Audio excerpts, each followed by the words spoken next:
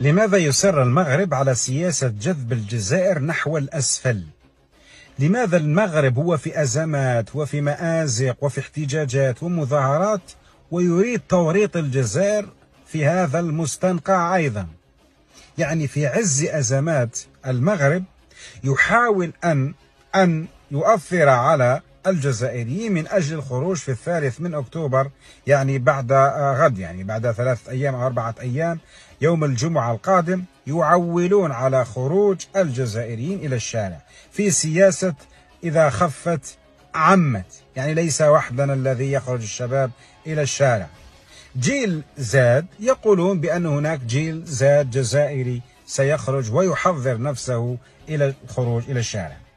يعني كلما تحصل شيء ما معين، حتى ولو حصل في إيرلندا الشمالية، حتى ولو حصل في القطب